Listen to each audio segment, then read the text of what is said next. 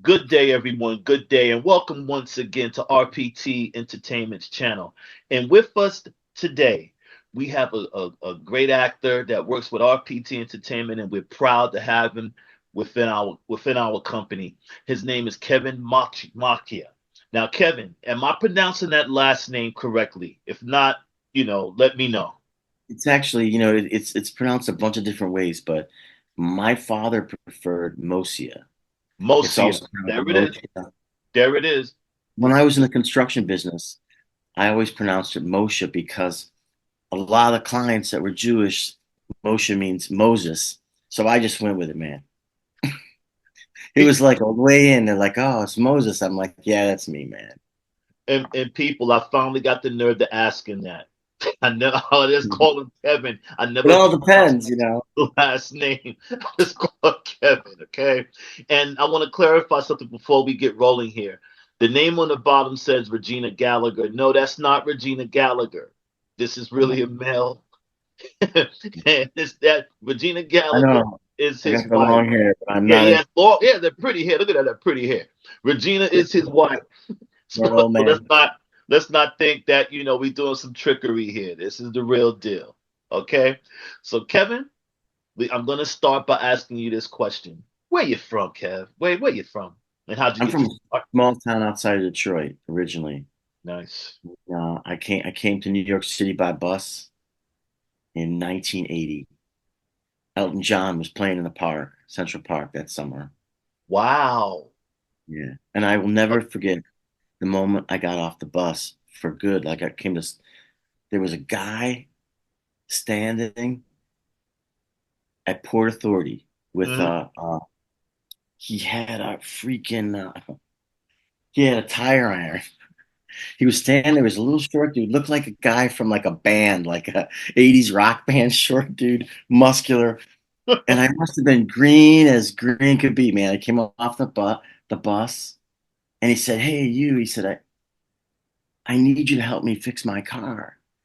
And my Michigan almost got me. I was like, I'm from a small town. I'm like, oh, he needs a hand. And I thought to myself, wait a second, this doesn't look right. And I just kept Wow. walking. And that was my introduction to New York. He To kept New screaming. York.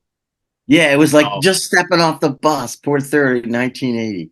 A guy with a tire iron asking me, I always thought if I had gone with him, probably would have just maybe split my head open or something. But that was 1980. It was different. It was different. Different feeling 1980 back was then, a man. different place. You couldn't It was sleep a on New different, York back then. I you know, just I, started traveling then. you know, I don't know. New York to me has always been like one bigger small town than from where I grew up. It's such a great melting pot of so many different people and so many different places. You Hmm. can walk into any place and be in a totally different neighborhood. You know, I'm spending a lot of time now in Bay Ridge because my daughter lives out there, and Bay Ridge. All right. yeah, and it's like it's a whole other world out there. But we watch our grandson who's almost 2, and we hang out in Bay Ridge, Mm, during the day. It's great because we spent so much time in Manhattan. I've been in Manhattan for since 1980. that's You know, wonderful. So wow. Wow. I lived in Chelsea at one time, and I tell anyone that was probably some of the best time of my life when I lived right there. I mean, everything was right there. I mean, the clubs was right there, the restaurants, everything. But this was back in the 90s. I lived in Chelsea, you know. I used to work at a place in Chelsea called the Wilson Bar, uh, Where was it at? On 23rd, 8th Avenue? 23rd and Ninth. And I was close. I was close. I might. Yeah. Yeah, I, next to that diner, there used to be a place called Roberts on the other side. It was a mm, Spanish restaurant or something, but that was probably in the early 90s. I don't know if it ever changed its I name. was over May there. have. I was over there early 90s, early mid 90s. That's when I lived in Chelsea. Early to mid 90s. That was amazing. And they When had I mean, there's a lot of things. We can go on and on. There's so much fun back then. I mean, the from I don't want to sound corny, but the karaoke bars. You had all the bars, but those karaoke bars was something else around there then. You know. it was Oh, when I was working there, I was working at a dive bar. And hmm. then that bar was sold by an Irish guy. And it was turned into kind of like a hip spot overnight, like within 2 weeks. He just threw up some paintings, changed the lighting, and boom. Hmm. But they were when I was working there, I was working for a guy who was a World War II vet, and Oh, wow. all his friends that you thought were crazy and maybe homeless, they were all guys that were in the service. And Wow. it was a joint, man. It was like being in like an O'Neill play or something. But Mm, I gotta tell you though, I would make as much money on the nights with when it changed hands. I happen to work for both owners, but I would make as much money on with the drunks than I would with the younger people. mm. You know, I would never. I was always amazed to walk out with. It was just amazing how you'd walk out with. For some reason, you'd still walk out with money. You Yeah, know, man. It was but it was I've like got a different time. It was a different time. I think about it sometimes and I'm like, wow. I mean, from your music, fashion, fashion was cool, but from music standpoint, there's people having a good time here in New York. I mean, I've been to Miami and Vegas, LA. And I think, except for probably LA, I think Miami and Vegas had in New Orleans, when it comes to that club scene, they have us now. I mean, without a doubt. I mean, New York now to me, I mean, I hate to sound like this, but a lot of the clubs in New York are boring.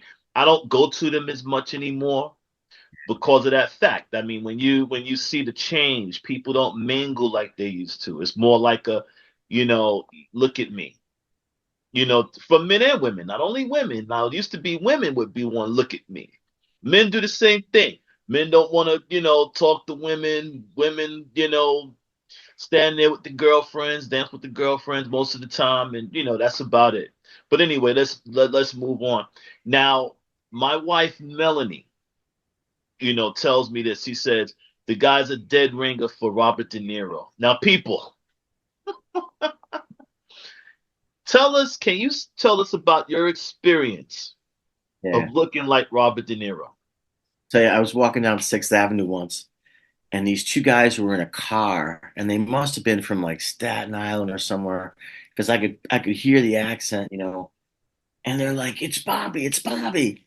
They're like, "Say hello, say hello." They're in the car, and the one guy's screaming over the other guy, and the guy that's closer to me is trying to lean, and he's saying, "No, no, we shouldn't talk to him." But the other guy is screaming over him, and then the guy that's closer to me says, "Bobby, man, what's up?" I said, I'm not Bobby De Niro. And they're both like, "Fuck you, you are." Sorry for swearing. They're like, then they start swearing at me. "You are." I'm like, "No, I'm not. I'm telling you." They're like, "You are." It's just Oh man. ridiculous. It was So funny. They were funny, but it was like, but I don't know. It's one of those things. Like New York is if on the street, like I can't tell you how many times people have said something like, "Oh, it's endless." You know, but you do have an uncanny, resemblance to him though. You really do. A young De Niro though, not the De Niro now. I mean, I've seen De Niro. I just saw De Niro a couple of months ago. We had does they have what's that he has that festival that Oh yeah, ah, yeah. My son had a film in that festival many years ago when he was a kid. yeah, Yeah, you know what I'm talking about. yeah. I forget now. But Tribeca. yeah, Tribeca Film Yeah. Festival. And he presented a movie there along with Bobby Cannavale, and I believe it was someone else, but it was a great, Great. He's a great great. actor, Bobby, too. Oh, it's Bobby's a great actor. Great I found actor. out about. Oh, my sound's off.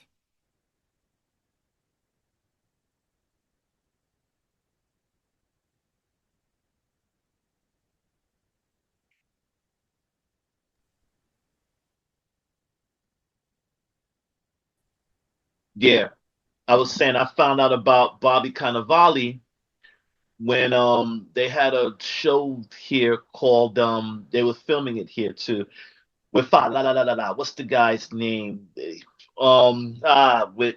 my man. I'm horrible at this right now. Boardwalk Empire. That was the show, Boardwalk Oh, Empire. Buscemi. Say that again. Buscemi. Yes, Steve Buscemi, He- exactly. He's a nice guy too, man. Did you ever do work on that show? No, no, actually, I got back in the business right when that show was like coming to an end. I kind of was always doing theater and always, doing sort of my own work. Mm-hmm. But I was also, at a certain time, I made a choice to, not stay out of the business, but I needed the stability in my life when I was raising kids. I just couldn't go Right, up and down. Not that right. I didn't mind going up and down, but I went up and down a lot, and I didn't want to take them up and down. And Mm-hmm. I didn't mind. The construction was just like, it was a savior because it was moving, moving, building, and you just, sort of just went on to bigger things. I did a lot of, I built a lot of things, as well as, writing some books and several plays and a couple one-man shows. Awesome, I awesome. built a lot of people's homes, I built, you know. And Anyway, so when my son went to college at Drexel and my daughter went to college at Bard, and you know, luckily by the time my daughter came around, she got a really good scholarship. So I went right back into the business. I was kind of like prone. I had one foot out of construction, one foot in, no, always. nice. And as Well, soon hey, as I listen, go ahead. responsibilities. It's responsibilities. I had an interview that I did with a client like last week that'll be out soon. And we were talking, your priorities and responsibilities. Like there used to be a thing, I mean it still is. Oh, you're working a job, you can't dedicate yourself to your craft, this and this and that. But That's a yeah, great point. yes, you have to eat though. And especially you have to eat. And sometimes in this business, sometimes you're literally waiting for a check for months to come. You Yeah. can you can actually wait for a check for months to come, You depending wait on who 90 you're working days. with. Yeah, Yeah. yeah, you You can might wait. have to go and hustle that check down. It Yes, might always look. and without having someone like us, RPT Entertainment, pat on the back, we at least, especially, I will give it to my wife. She's always hunting down the money. She hunts down the money. If money is owed out there to a client, I mean that money is owed to us as well because we get the commission. But if that money is owed even to a client without us booking the job, and we don't even take the money without booking the job. But what a lot of clients do is give it to us anyway because they feel, hey, listen, it's just you got us this job, boom, boom, boom. If it wasn't for us, boom, or you gotten us other jobs, boom. But she'll And hunt it's a matter of time. You put so much time in between jobs. yeah, you You do. know, You a do. You can't lot of survive. time that goes in. It's a lot of time is involved. You Yeah. know, You can't survive off this day and age unless you get the stroke of luck to where not even you can be on Law and Order, booked as a guest or whatever like that for 6 months. Let's just say 6 months, however it goes. That still may not afford you enough to pay your bills in New York City. I mean, New York City is expensive. I mean, depending on where you go, you really not even should depending give on where you you go. should give you a jump onto some other work. That's for sure. Yeah, you can. So that's what I'm saying. You have to say, hey, listen, let me Yeah. go waitress, let me go. I'll go work in the office. I think the safest bet to say when it's like that, be a waiter, work as a temp. You gotta have health care, you gotta have health coverage. Sometimes you can't afford that a lot of times. So I Health mean, coverage is insane, man. We're talking about acting and art, and health coverage is just in this country is just it's ridiculous. Let's it's be real. ridiculous. It doesn't make any sense. Mm-mm. We all know it's like the biggest scam going because when they basically tanked, they were the first people to pay everybody back. They paid Yes, everybody back. It's yes, ridiculous, and it's one thing that if we could change one thing, and there's a way to get to people before you get to a certain point. yes. There has to be. I True. mean, luckily, man, construction was helpful for me because I was moving. But Mhm. I've been doing yoga for I don't know how, I don't know. I've been doing a form of yoga for maybe Oh, the yogi. Oh, wow, nice. 30 years, but I've been doing actual yoga recently for the last couple of years, like real yoga. Mm. How does it But make you feel? I mean, I hear a lot of things about. I've tried it before, and I did it like for 2 days straight. I was sore for the rest of the month, and it's weird. I like when I work out. I love working out and stuff like. But yoga, for some reason, when I tried it, I was just sore after that for the longest time. I mean, my whole body hurt. it's great. It's how you got to find somebody that builds you from one step to the next. Mm, There's this woman called Yoga by Adrian, like Yo Adrian, Yoga by Adrian. She's just a great teacher. Some people are great teachers. She just happens to be one. But anyways, for me, it's good because I've had some, you know, dance training early in my career.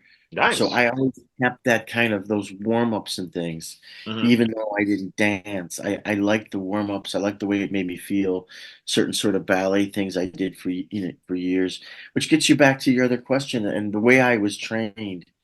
I was trained by a guy that grew up in Hell's Kitchen and was part of the one of the original founders of the Negro Ensemble Company. He founded the National Shakespeare Conservatory, a man by the name of Philip Meister. And Philip Meister had a lot of Heard of that stories. name before. Great guy. Well, it's not Meisner, it's Philip Meister. Meister. Yeah, But Meister. Philip said, listen, you got to learn to train yourself and how you keep your voice, your mind, and your sort of creative spirit alive because that's what an artist is. You're trying, at the top of your game when you're working all the time, it's wonderful because it's like an electric circuit. It just like, Yes. make comedians and stuff and so on. But like, I don't know, he was, he's right. The only way I've survived so long is because I bought into what he said. He said, Mm, you're going to go through droughts and you're not going to find any work. And honest to God, Robert, I did I when I was doing my own work, working on my own place, blah blah blah. That was that was like the most fun and the richest bounty, of life memories that I have, it's you beautiful. know. And I for a while when we first started the Bachtor Theater Company, me and a gentleman named Randy Matthews, we did all original works from the beginning. And Randy was the best producer because he would go out and rent a theater and get some ridiculous deal, and we'd have to Mm, find plays right away. But he was great that way. And so we were cultivating, writers. For a while, we did a lot of other people's works and we learned how to produce. And then once we learned how to produce, then we started to do my work, you know, beautiful. my so it was a great time with a bunch of great actors and my it's not like I met my wife long before the Bach door, but you know, you know, we, So we, have we so she's also an actress, your wife, Renee? she's the She's a best actress in the world. Yes, she is, of course. Yeah, wow. no, she's a teacher. Oh, She's oh teacher yeah, dream. she is the best actress in the world. Yeah, but she is the best actress. Oh man, hats off to her. Hats off to her. Hats off No, to her. we did a play that I opened it at 16 performances in New York, and then I got a great deal in a theater in Michigan. So Hmm. I actually moved the whole set and so forth and put it there because it was like 400 seats for like $1,200 for 9 performances. It was ridiculous. So it's like, do the math. I don't remember what year it was, maybe 90s, but it was worth it for me to see It's how worth my it. plays would work, and it was just a wonderful experience because, I added one scene and, it just, I gotta tell you, man, after let's say performance like 6, 7, 8, and 9, they were everything that was written on the page. I can Mhm. remember moments as a writer, I'm honestly speaking in a certain way. I am speaking honestly. I could just tell that, part of my soul was quieted. I Wow. heard the laughs, I heard everything. I could do whatever else had to be done because part of that, my being was, you know, I thought to myself, I remember thinking, well, if I can't keep my work going, somebody can get to this point somehow. That's true. Yeah. Yeah. So, and it's an audience, when you have an audience, right? And you have a big audience and they respond off each other, luckily they came towards the end of the production too, and so forth and so on. But that was long, it was a long way back in that part of my career when I was really just doing theater and not Mhm. really pursuing film or television. I didn't really start pursuing film and television until it was almost after the year 2000 plus. Now, theater is the pure to me. I mean, that's been said. I'm just saying what other people have said as well. But theater pretty much is the purest form anyway. I mean, if you're good at theater, I don't know. I don't know if anyone has a hard time dealing with, the film in front of the camera, whether it's TV or movies, when you're coming from theater. I think that theater is the foundation. I mean, it is. It's really the foundation of it all, and everything else follows. I mean, I love theater. You know, I was You thinking, can. I remember going out to see something when I was 19 Hmm. down in the village. It was like these short little vignettes of Samuel Beckett. And in my mind's eye, when I look back, I feel like I was the only person in the audience. So there was an audience, it was small. You go up a couple flight of stairs. But Right. I still remember that, man. I still remember that performance. I still remember the sounds, the brilliance of the actor, the body, the technique, Hmm. and I think there was a lot of artists in the 80s that were still working in New York City, physical artists that were uh more like, I wouldn't say mime related, but more trained in the whole physical body, Grotowski, you know, that kind of work. But I can still remember this seeing this performance, and I think that that's what art is. It makes this impression on you. If I saw something 40 years ago and I still think about some of these gestures and so forth and so on, Hmm. that's what art is. Because if you film it, okay, if it's theater, but part of being in the theater is that's live and it isn't filmed. It's It true. can't be helped. You know, you have to pay attention or you might miss it. A And mistake is a mistake. Mistake is a mistake. You must go on. Yeah, you know, you I, can't go I don't know back. if I don't know if when I first came, when I came in 1980 in the Winter Garden, 81, might have been 82, might Oh wasn't God. past 82, but Hmm. James Earl Jones was Oh, doing Othello with Christopher Plummer. oh boy. They had this sort of like student thing, like students could come in, but I Oh. think, but I would always sneak in with like the amount of people that were there, and then they'd have to go like at the second or third act. After intermission, everybody that was there was supposed to be they were supposed to have a ticket or whatever, but I never had one. So the guy would throw me out of the theater. Not He'd just say, "Dude, you don't have a ticket. You have to go." But he saw me like 7 or 8 times, and then I ran into him at the bar, like across the street, and like the last two or three performances. I was at one of the last, second or third final performance. He said to me, I just watched the first act. I'd never seen the whole play because I never had a ticket. He Hmm. said, "Hey," he said, "Dude, I know that somebody's not, they left and we got to fill that seat because they're filming. So you're lucky, man. You can sit right down here." And I sat like right, like 5 or 6 rows back. And I'll tell you, man, it was amazing. Christopher Plummer was like, he was amazing because most of the first three acts are, are Iago pretty much, and Mm. then I never saw. any of James Earl Jones's big scenes but once because I only saw the fourth and fifth act one time. Wow, he But I was saw great. the Both of first them one. were great. I mean, They both were of them. amazing Yeah. together. Yeah. Mm, But and James Earl Jones was just he was probably the most physically powerful actor, I on, agree. He's one. you Yeah, know. I But agree. Christopher Plummer too, man, he drove that play like a freight train. He was just an incredible Iago, you know.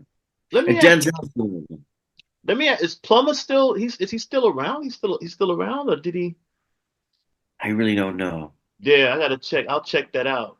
Yeah, because he was one of my That's favorites as if he's well. passed on, that would suck. But so it'd be okay if he didn't die because you'd think he was still around. He was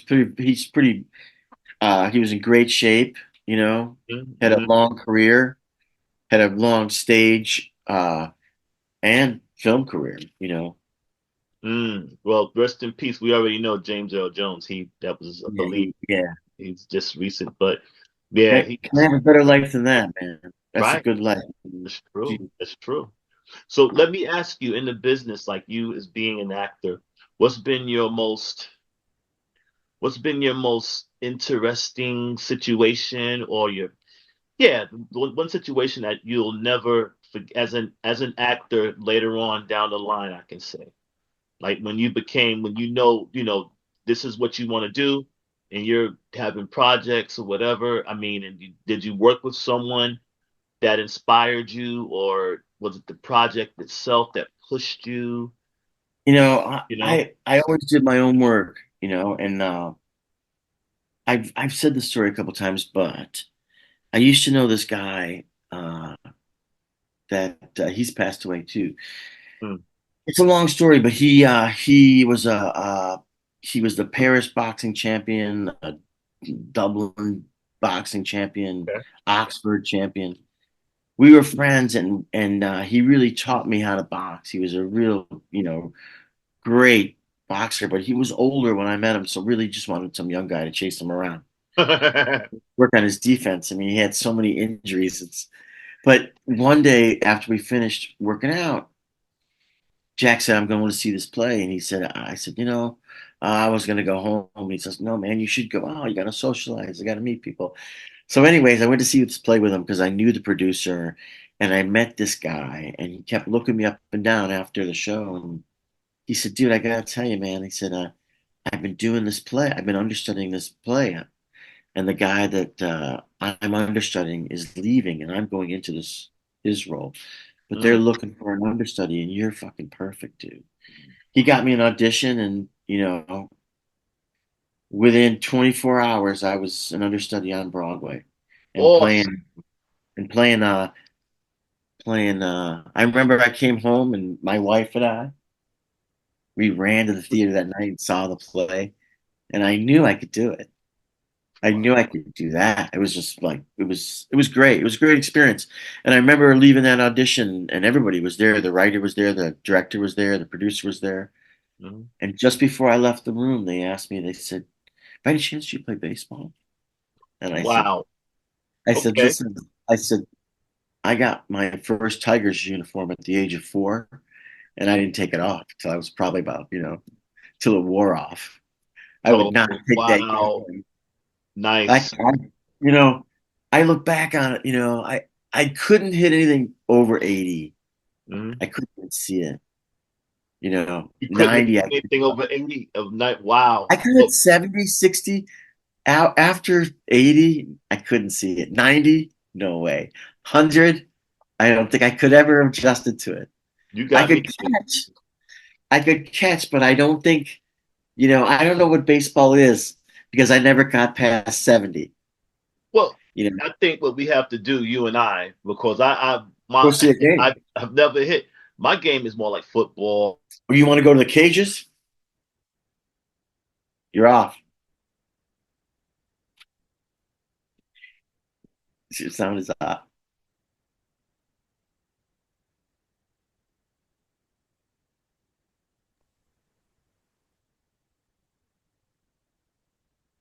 Yeah, I'm figuring. Yeah, maybe. I mean, maybe I would love to get a shot at, with the swinging and the bat and stuff. Go at some speed. I haven't done it in so long. I mean, at my age, I mean, I'm 59 years old, and I'm and the thing is, it's one of those things to where you think about it. I would love to do it, but I think about sometimes if I'm swinging that ball, boom, and I got to go all the way around. It might take something out that back. You know what I mean?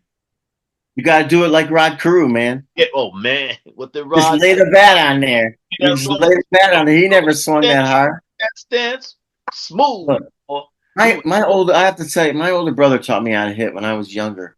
How to hit anywhere on the plate. If you want to hit the left field, right field. We Mhm. played when I grew up in Michigan. We played in my neighbor's backyard. We played hardball.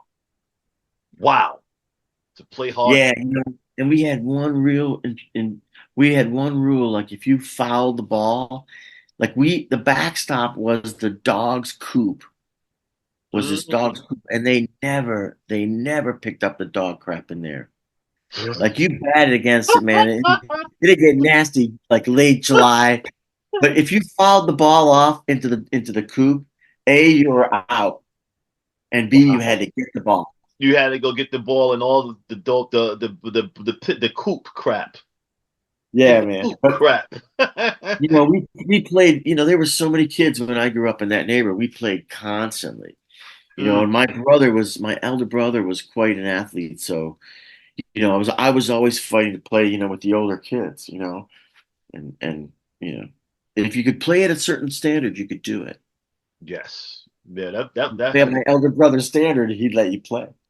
Oh man. Well, we used to play as a family. There were times when I was telling my wife that when we was growing up here in Brooklyn, my whole back in the 70s, the whole family would get together like on a Friday night. I'm not talking about my whole family. I mean, my mother has like four of the sisters and like four sisters. My father has a sister and a brother. So you take that with all of their kids and neighbors from around here, would also come over there. It's summer nights, people are having a good time, fish frying in the home, some people, what I'm saying, having a good chicken, fish, whatever. But sometime in the evening, somebody would say, "Hey, let's get together and go play some softball." So I mean, you see us walking there. There's a school around the corner here that we will all at once, and it'd be a bunch of us walk around to the school and play softball as a family. And I mean, we had enough that we can have an audience. We had all bases that would be covered, but we also had an audience. That I used to love those days. I used to love those. That's a great thing too about softball because Hmm. it's just a game. If you Yes, got it enough is. people to play, Yep. I'll tell you that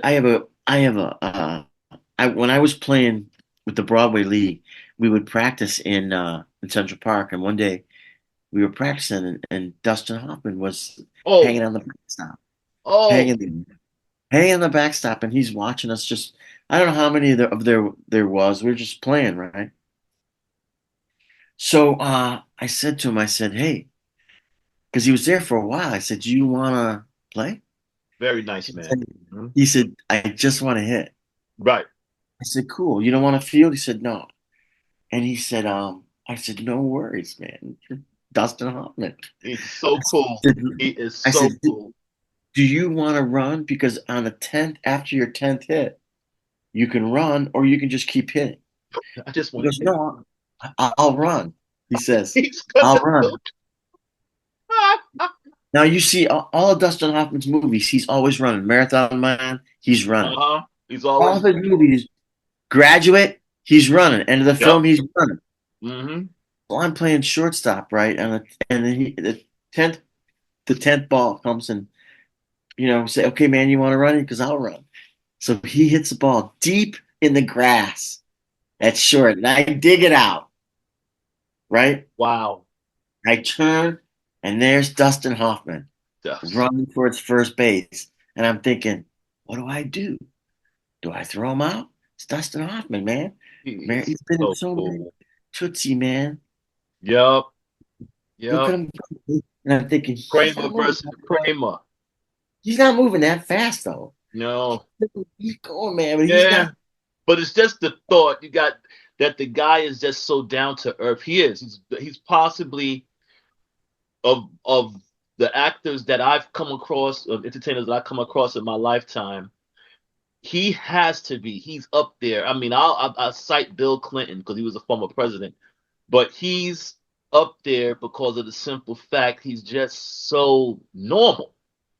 He's Yeah, not a guy. He's not about airs.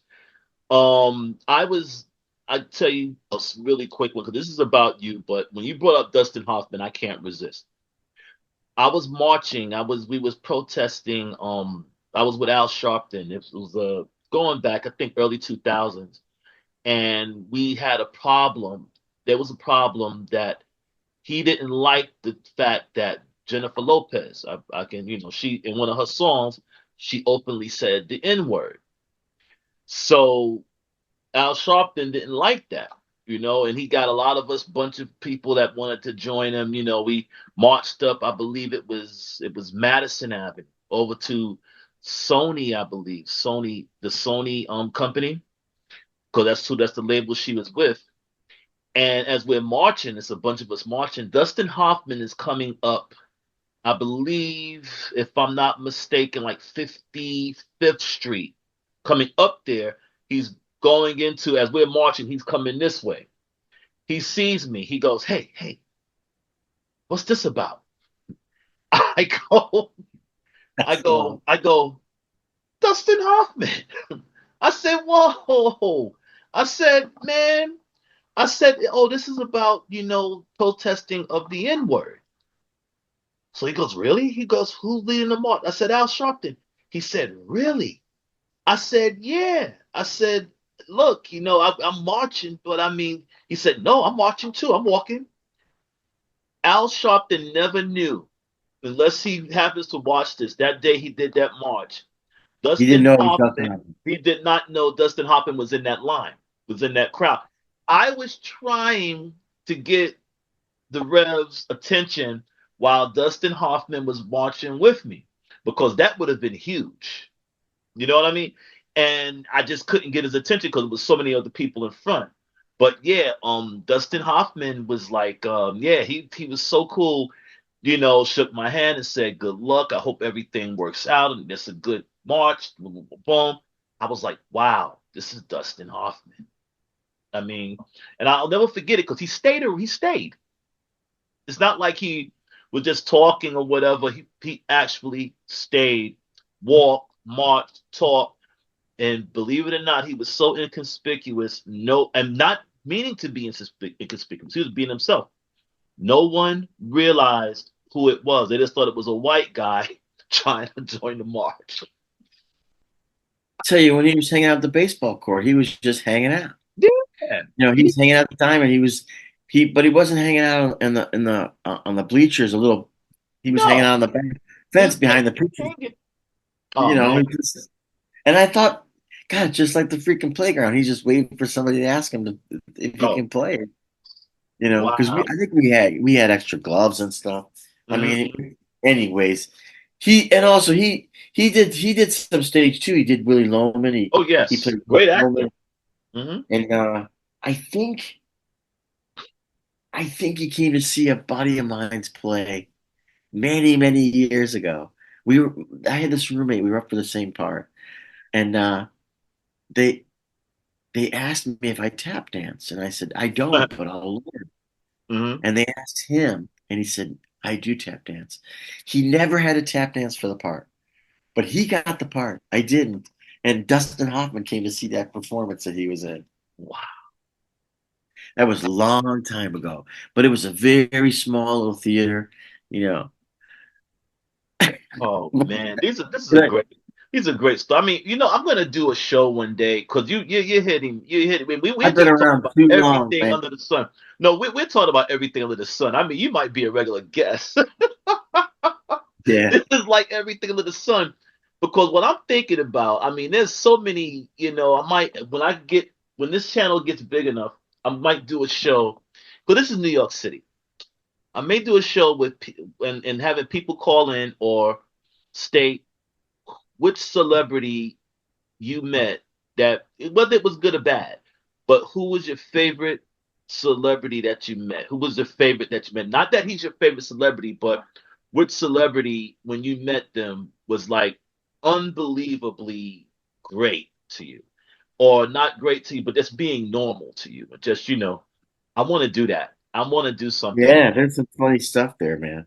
you You know, know? 'cause, I mean, like anything else, man, people are people. I mean, Yeah, I don't know what it's like, to have to be the marquee guy.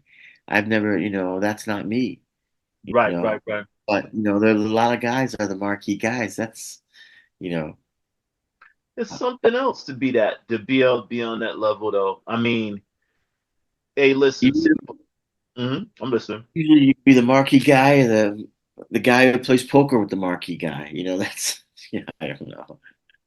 Anyways, Yep. but I do think that there's any actor that gets anywhere. I don't know. They have something. They've worked at something. It worked They've hard. perfected something. The same as you. You hone your craft. You work hard. You study. What would be, and going saying that, you have, younger actors coming up in this business. You being a veteran actor, you've done a lot of things, and you've also directed, you written, we spoke about that. But what would be the advice you tell younger actors coming up that want to get into this business and succeed?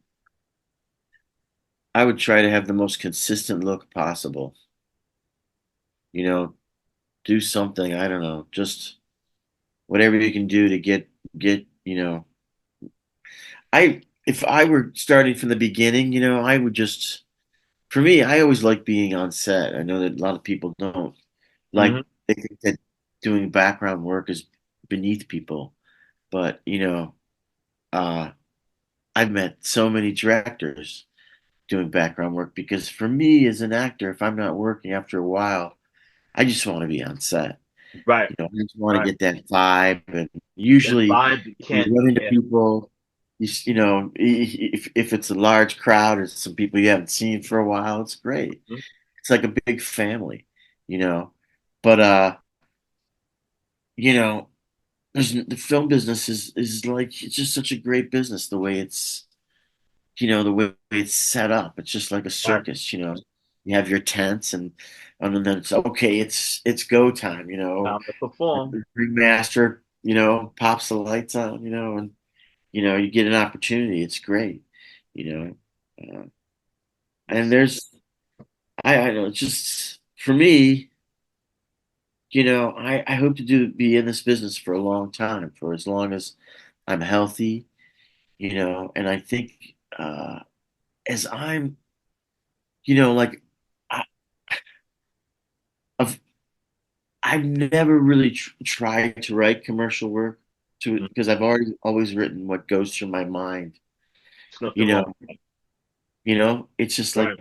like I've written it just in perspective. I've written three novels which I've published, self-published, Wow. Congrats. seven plays, Congrats. seven full-length plays, and two one-man shows. And I'll never forget because things run through me, and I love that about writing. I remember I had dinner with my parents in New York City. They came to see me, and I came back to my apartment, and I scribbled some words on a paper, a Mm, piece of. Have you seen the morning paper? Was it in the shoot? Something like that. wow. Okay. And that became a whole play, just following that line out. It's in it that play I was always proud of. I actually we did a reading of it at the Los Angeles Theater Center just before they collapsed and closed, and Mm. I'll never forget because they had like a board of six people, not seven, and like three people liked the play, three people didn't understand the play. Oh, I wow. thought to myself, Robert, where was the seventh person? Where was that other person? Couldn't have Nobody just can been break. five. Nobody. And Yeah. five might have been 3-2, but it was like a dead even tie. Even at a dead even tie goes to the runner. Anyways, it was like one of those things where you go up and but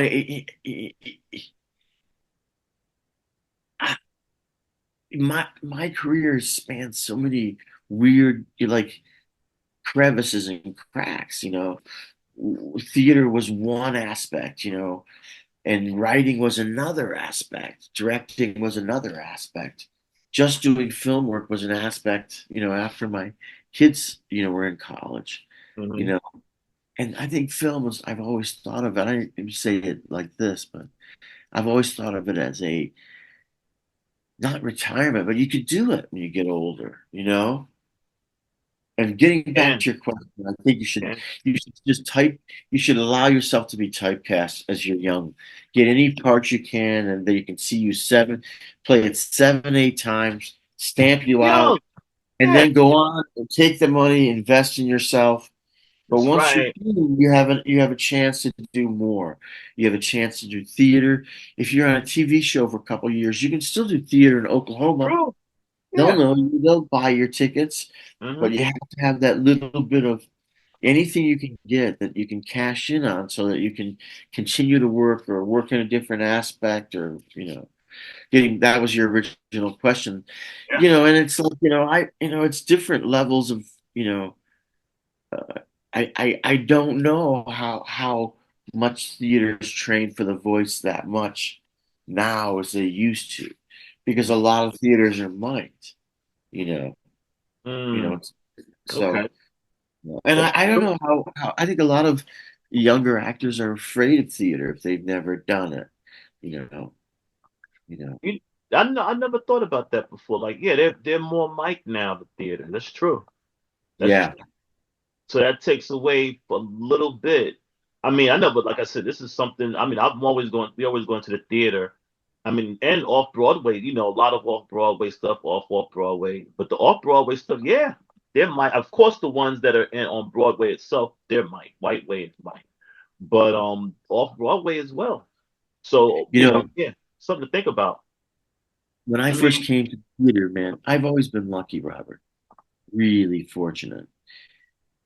When I was in I guess maybe my early 20s, I guess. mhm. I used to work for Price Berkeley's Theatrical Index. Wow, You know that's what? That what I was like never even heard of. Yeah. they used to call this the Bible of the theater. It told you what was coming. So if you were a carpenter, you could call and say, "Hey, can I get on the show?" It was in the works. And Mm-hmm. it was kind of like it wasn't really a gossip thing. It was just like it would list everything that was happening in the theater before there was the internet. And it was just I think it came out four times a year. But Mm. anyways, with by working for Price Berkeley, I saw every single play that came into the city. Oh, Because I wow. worked for Theatrical Index. We saw everything in previews, every single thing. Every single if a play only had two performances, which I saw a play like that once. It was a musical about Marilyn Monroe or something. Wow. It only had two Okay. performances. I saw one of them. You know. Anyways, you This know, back in the 80s or this was probably more in. This is after I graduated from the conservatory. oh, okay, okay, okay. Graduated from the Okay, that's cool. conservatory in 1982, so this would have been like 83, 84, 85, somewhere there. Okay. But I was able to see everything that came into the city, anything we could see. Mm. Well, That's I saw everything, I you wish know. they still had that. That would be something else. I mean, they still have Well, that. you know, the theater is just, I keep thinking it'll have some sort of renaissance. But the spoken word is like, Spoken the spoken word. word is a Oh different thing, man. man. Yes. Yes. The beauty of language and poetry is, you know, I mean, Dancing on Lunasa was probably one of the most lyric plays. I mean, I went back to hear that play a couple times because it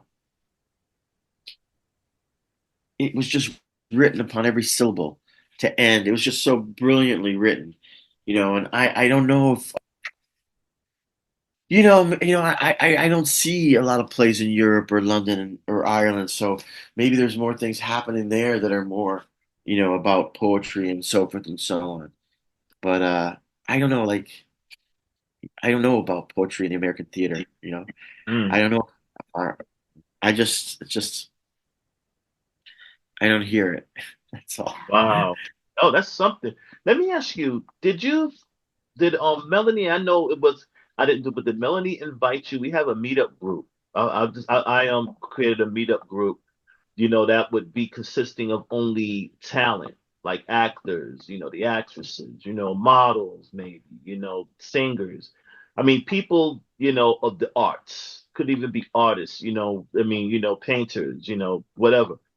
But within that, what I want to do, I'm going to be talking to a few venues, right? What I want to do is bring back, like back in the 60s, they would have it to where you get up on stage, you might do a monologue, you may do a poem, you know, you can do a monologue of something that you've written, or you can do a scene of something that you've written, with a couple of people, with you on that stage. I want to bring that type of artistry back, and I mean, I grew up, like in the 60s, I was born in the 60s, grew up in the 70s as well. But I used to see certain things that was back in the 60s. They had those spots like that, where you get up and whether it was singing, again, whether it was singing, poetry, a monologue, and I'm big into what is that that's called when you're on stage and I'm just one of those rough nights for me. I'm forgetting everything. But you know what I mean. When you're on stage and you Yeah, just freestyle, you know what I right. mean? You're improv. Improv, exactly. That too. I mean, I want to get a spot to where we can do stuff like that and promote RPT, talent from RPT.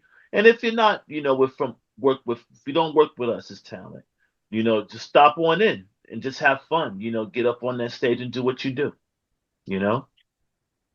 It's funny you mentioned it because when I produced my last one man show, it was never ever rehearsed. It was from day one. It was I like raw. live Yep. sections because that was the way I did it. I did it I literally, it took me a long time to carve up and put that thing together. So I probably was doing open mics throughout New York City, Queens, everywhere, for probably a couple of years. Hmm. And finally we put it up, and then we put it up at Rochester College, and then put it up at another place, and then it was time to get back to work. But it's a great piece. But that's the nature of how it was literally created. It was created in front of a live audience, Yes. cut, edited. That was the beauty of that piece. You know, I remember one night we were sharing poetry because there was some poetry in that piece. I was always working sections. I was at the Yale Club. It was Mm, like open poetry night at the Yale Club, and I'm not a Yale graduate, but there was a woman there, and she must have been probably 80 something. mhm. And for some reason, we just hit it off. And Wow. she read this poem, and I was like, there. It was like and then she really dug my work, and I dug her work. But the way her poem, this short, brilliant poem, it was just like, you know, I don't remember the contents, but I remember it was just like, just a little breath of time.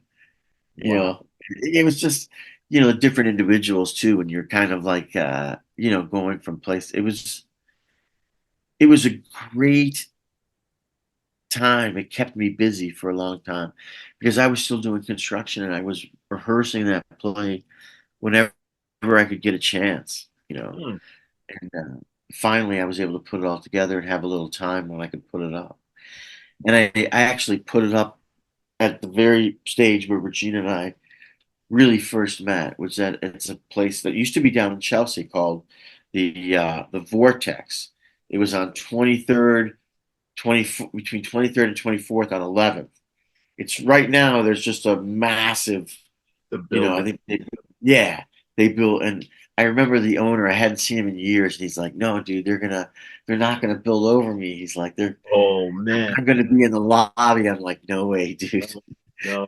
You're earmarked for you're earmarked for demo." We were one of the last shows that were there, and I love that theater because it's raked and it's a real theater. It's small. It's only got 99 seats, but in that theater, you can hear everything. It was one of those places where you could really experience theater. You know, uh, Man, it's just again, it's a shame how those things like that, it's hard to keep them alive, at times. Like I was saying, I mean, there was in Chelsea that when I was in Chelsea in the 90s even, I mean, there was some great, I mean, great, not just regular karaoke where you go up there to piano. I mean, you had a whole stage, man. Some of these places had a whole right? stage to it. I mean, and you got up there and you performed. I mean, when I say, like I say, when I say karaoke, I'm not talking about that karaoke where you just get up there in the bar, you stand up there, you're playing this, you're singing to this recording that, whatever. No, there was actually instruments in the back, and you did your thing. Yeah, As a matter of fact, Times Square, there's a place in Times Square that had it was Sony. It was again, I'm bringing up Sony's name. Sony had a spot in Times Square with a karaoke night, and they had a big old stage, man, and it was a band that played. They brought it back for a minute. There was a band that was your background music. You had to know the words. But they did have, the words on there. But if you didn't know the word, 'cause the band gets you in the motion.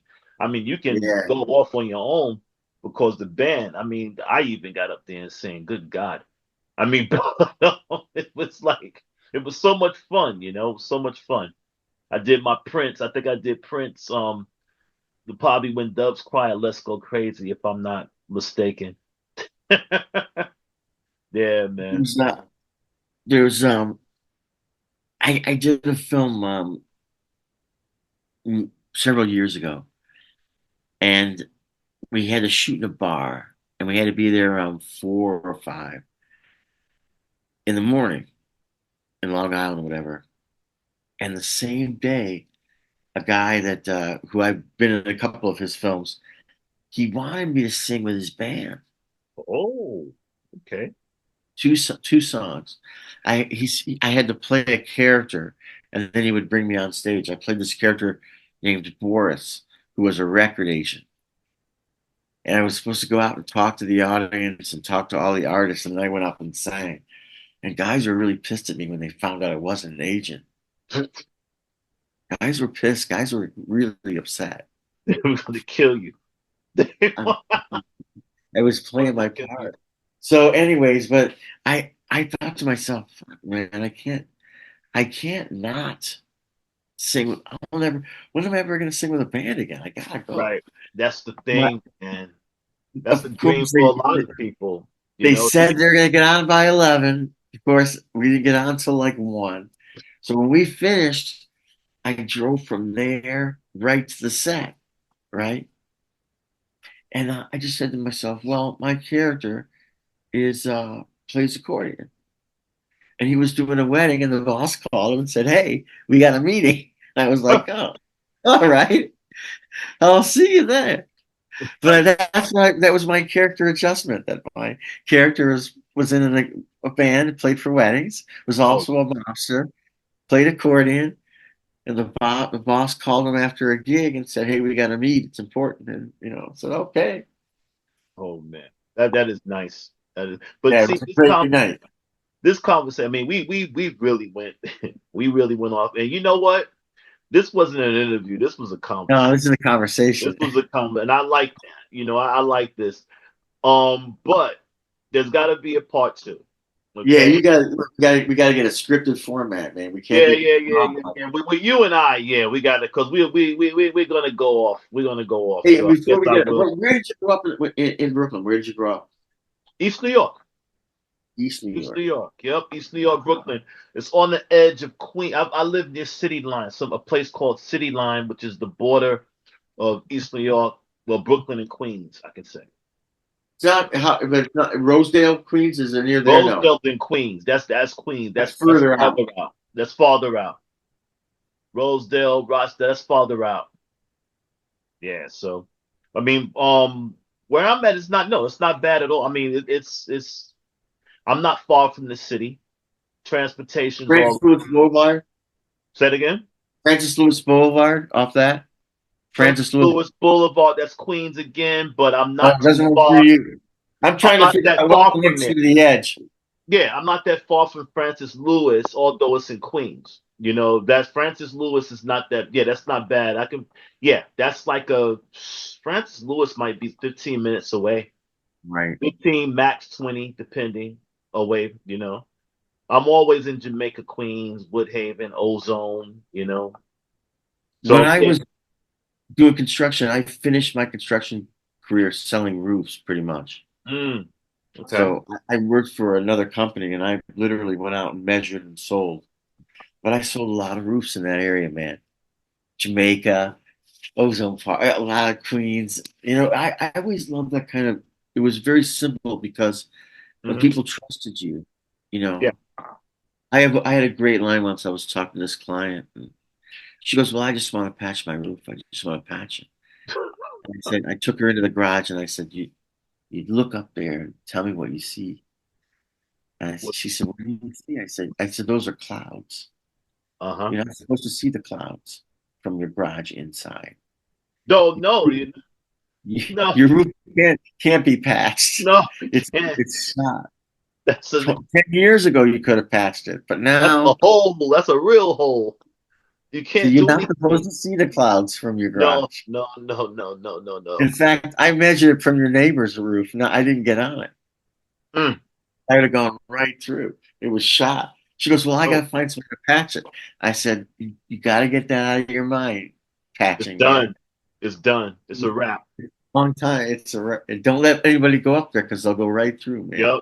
You'll have a suit. They're gonna sue you. They will definitely sue you for that. Yep. You could be sued. Oh, but Brooklyn, Brooklyn alone is such a. There's so many unbelievable neighborhoods, unbelievable let me tell you, properties. man. The way I Brooklyn's grew up, amazing. and later on in life, you grow up and you venture out on your own, you know. Then you Yeah, meet other people that are from Brooklyn that, I grew up, predominantly around, black, Hispanic, and that's how we grew up. That was the people I grew up with. But as I ventured out, getting a job, going to work, going to college, going to school, we meet other people from other parts of, if you know what I mean, the other Brooklyn areas.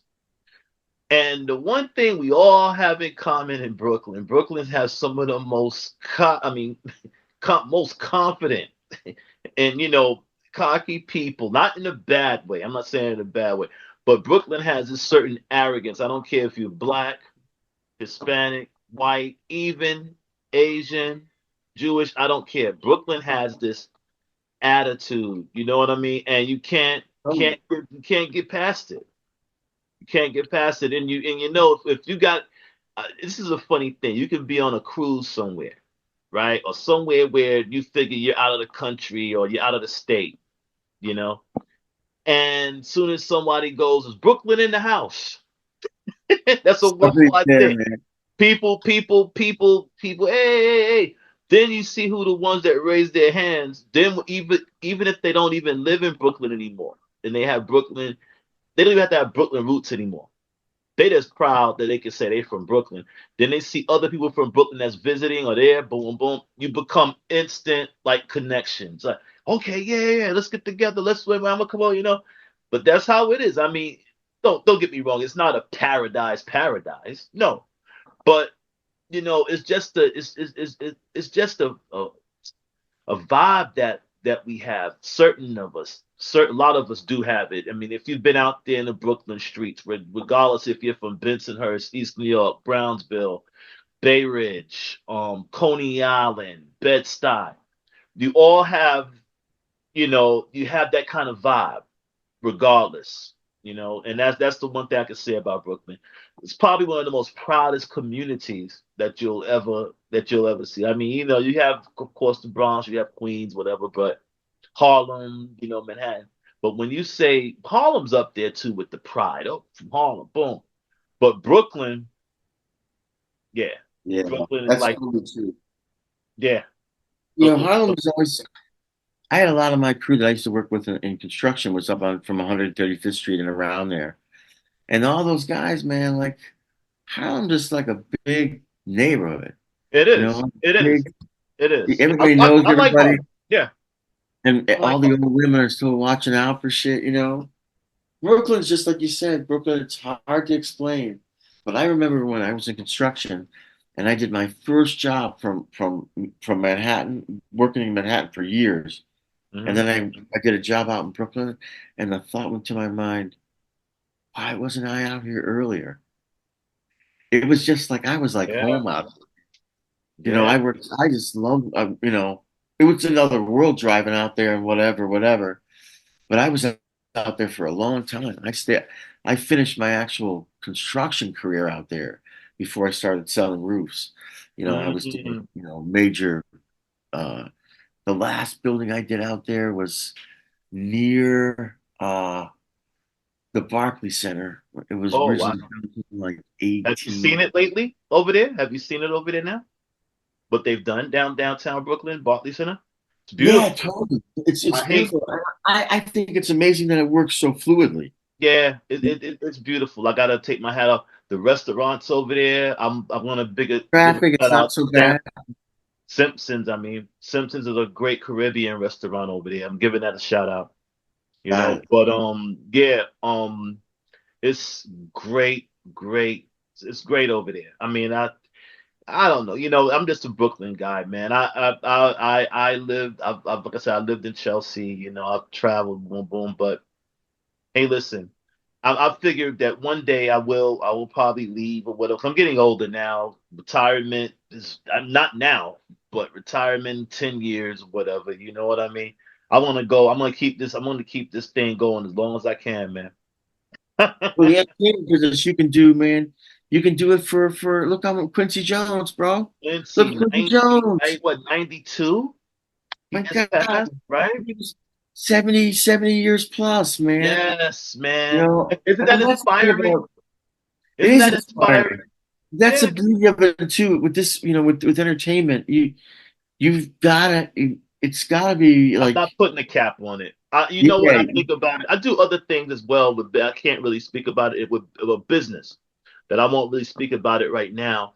But everything like I told my wife and I tell certain people, everything comes together with what I do. What I do, stuff that I do for a career and as entrepreneur, I do things that can take me, not that I have to do it, but I do it because I couldn't imagine myself not doing anything. I couldn't imagine myself like when I get up in the morning, I'm helping my son, him get ready to go to school in the morning and stuff like that at 6. But that encourages me to work out early to try to, get on my own game because I work from home. I work from home. And if I want to sit around not doing anything, then what's going to happen? I'm going to be in bad health. So, yeah, sure. And you don't all want these that things. vibe in your house either. Hmm? You don't want that vibe in your house. Right, right, right, You don't right, want that non-working vibe in your house. You want the vibe, yeah. Believe me, right. man. You know, Somerset mom used to write. He used to write from home. He said he used to get into a suit and tie to walk across the room.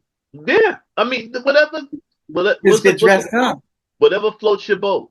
Whatever floats Yeah. your boat. I do leave. I leave twice, 2 times out the week, and I go into the office.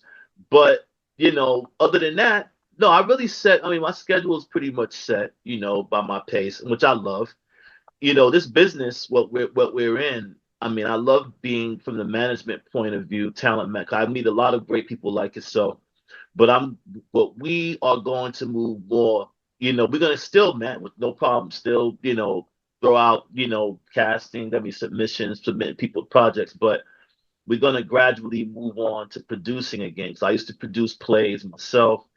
I'm going to go back into that. I want to, I want to finish up a few things before I can sit down and start writing.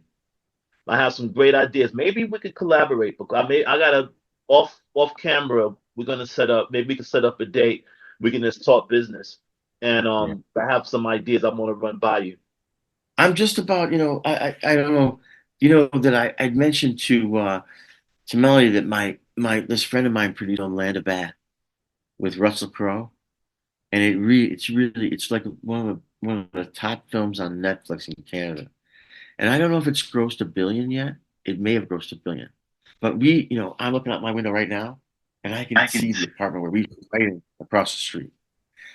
This is like, we were old writing partners. So, he's asked me for years to write commercial stuff.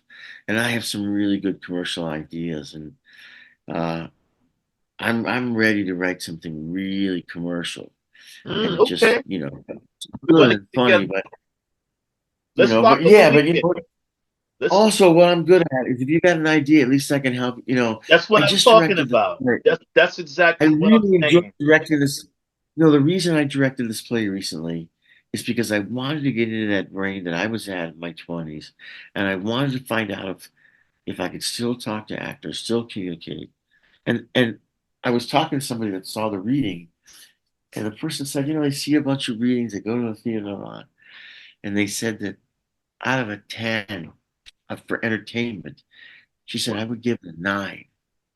She said I was so entertained, and it was a reading, and it was entertaining because I forced them to work. I forced them out of their comfort zone. I Mm, forced the actors to make choices. Forced them, forced them, forced them. Instead of tell them, look, you do this well, you do that well. Let's see what we can do. Let's see if we can, and they could hear the play. The main thing is the play got heard. A lot of times a new play has to be cut before you can even speak because it's not that it's gibberish. A lot of people don't know how to write for the voice, and they don't know how. You know, my buddy that did Land of Bad with Russell Crowe, they wrote together every mm. single day. Him and Russell. Wow, that's beautiful. Yeah, man. Beautiful experience, man. It's a beautiful experience. You know what though? On that note, because I know Yeah, we. we got to close up because my battery's dead here. We'll figure out another time. I don't know what you can do with this. This is Wait, no, not no, gonna no. make We're sense. gonna use this. Are you kidding me? This is what I'm saying. I am not into. I like stuff that is genuine. This was genuine. Yeah, Genuine. that's We talked about a lot of things in the business. There's no reason to throw it away. We talked about a lot of things in the business. You answered some questions about, for young ones coming up. stamp That, himself. right. Let people typecast them. It's just a word. Just